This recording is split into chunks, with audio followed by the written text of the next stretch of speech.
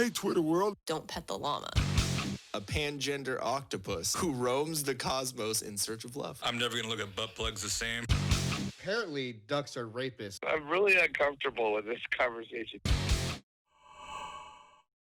The thing that I wanted to kind of speak on, and then I'll ask you about your kind of experience, because you've been in the military. I kind of wanted to go off of what knowledge you have over some sort of crisis or anything being enacted. I kind of wanted to go over that. But real quick before that, so the effect, I was listening to the Brilliant Idiots podcast. It's Andrew Scholes and Charlemagne the God. And who? Andrew Scholes. The second one. And then Charlemagne the God. He's one of the hosts of the Breakfast Club. The guy who does Donkey of the Day. Oh, okay. Yeah, that guy. Do you know about the Brilliant Idiots, Nick? Negative, I do not. Dude, it's so good. I don't know if you like Charlemagne, but his takes on some shit's pretty fucking hilarious. Or if you even know who he is.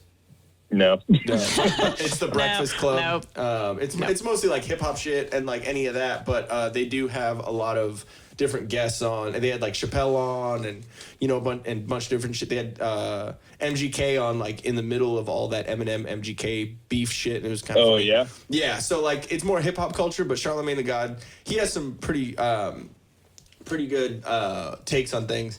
And then Andrew Scholes is just fucking hilarious. He's a comedian.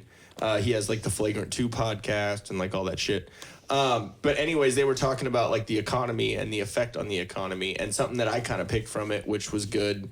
And I kind of wrote something out so I could kind of get my ideas out on it. But it's the effect on the economy. And they were talking about the bailouts, if they're going to bail out like corporations and all that, as opposed to the stimulus, I guess, right?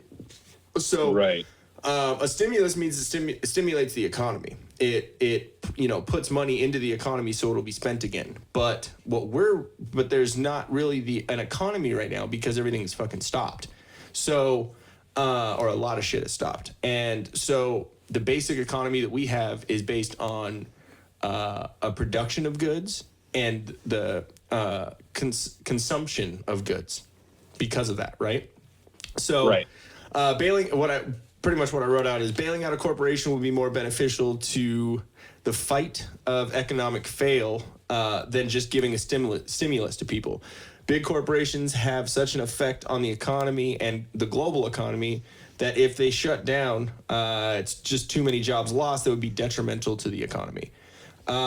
When the economy is based on, like I was saying, producing goods and consuming goods, we need to have people producing goods. And without that, there's no consuming anything. There's nothing to consume, which means there's nowhere to spend money.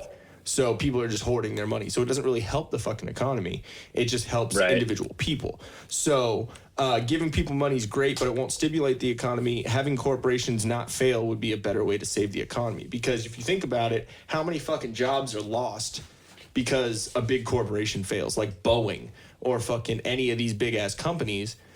All these jobs are going to be lost. So that means that's even more of a detriment to the economy because all that money is not going to be made or spent.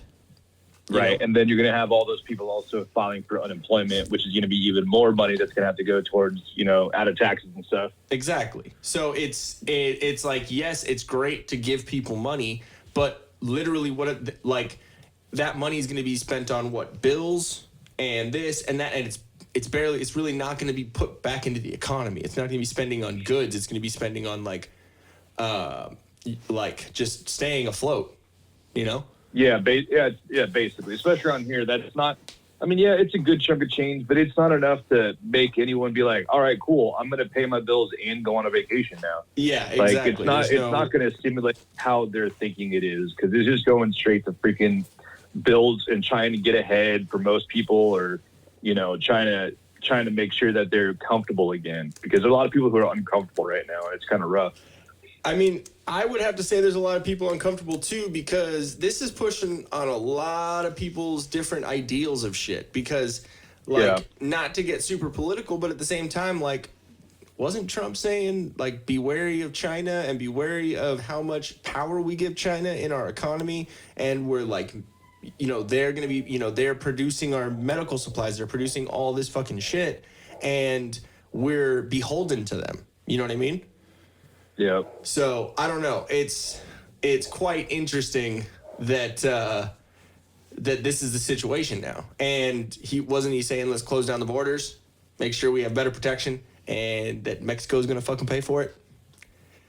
And didn't Mexico say, we need borders? Yeah. Now Mexico's not letting us down there. That's quite a turn of events. Yeah, exactly. Well, I mean that's smart on their part though too, because we have so many big, high density areas where the virus can be spread. Like, not saying that Mexico doesn't have high density areas, but they have, it's more spread out. Like, right. With that more country. Exactly. It's way easier for the coronavirus to be fucking or the Chinese virus to get spread here, like in New York and LA and fucking all these big ass cities. Hey guys, thanks for watching. If we float your boat, make sure to subscribe here. For more awesomeness in your ear holes, click one of these videos here. You just gotta follow the red arrow and poke it. Poke it real good. You're supposed to poke the video, not me, babe. I was.